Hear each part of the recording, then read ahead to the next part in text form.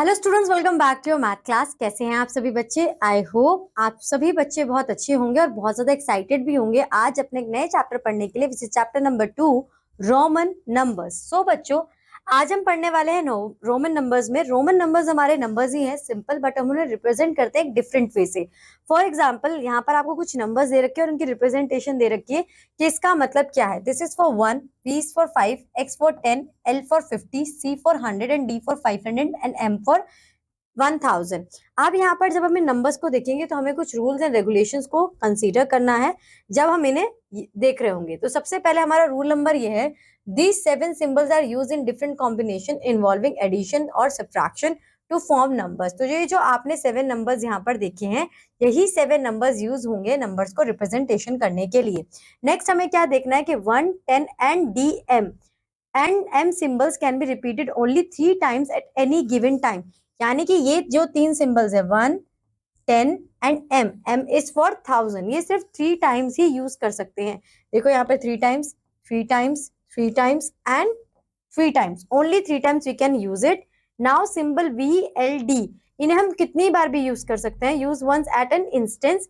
Now only 1, 10, 100 symbols can be use for both addition and subtraction.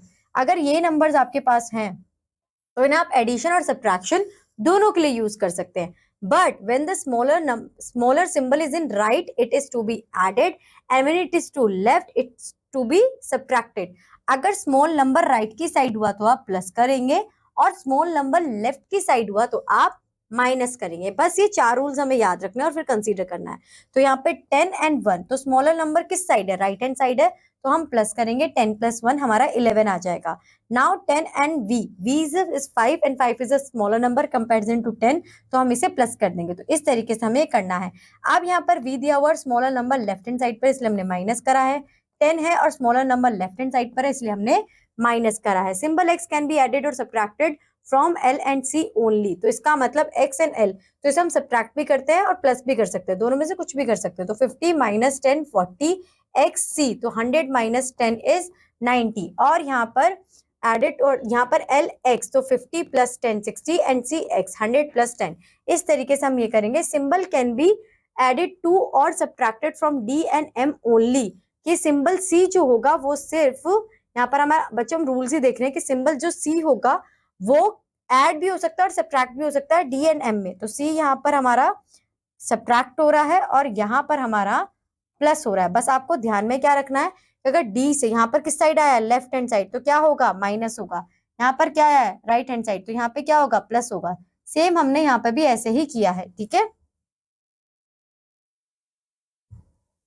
अब CL is equal to 100 plus 50 is equal to 150। तो हम इसे कैसे लिखेंगे, 1000 के लिए हम यूज करेंगे M, और M के साइड में हमारा C, 500 के लिए हम यूज करेंगे D, तो यहाँ पर आ जाएगा D। तो इस तरीके से बच्चों आपको ये क्वेश्चंस करने हैं। Right the Hindu Arabic numbers numerals for the following. L and D, L stands for 50 and D stands for 500। तो बड़ा नंबर है तो क्या होगा, ये माइनस होगा, तो 500 माइनस 50, ठीक है। अब यहाँ पर CL, L हमारा 50 है और C हमारा 100 है, ठीक है। तो हम यहाँ पर इसे किस तरीके से लिखेंगे, C हमारा 100 है ना, तो ये हो जाएगा 150। CDX, तो CDX हम किस तरीके से यूज करेंगे, 100, D हमारा 500, स्मॉलर नंबर अगर लेफ्ट हैंड साइड होगा तो माइनस होगा, ठीक है ना। तो हम 500 में से माइनस कर देंगे, 500 माइनस 100 प्लस 10। इस तरीके से आपकी कुछ रिप्रेजेंटेशन होगी।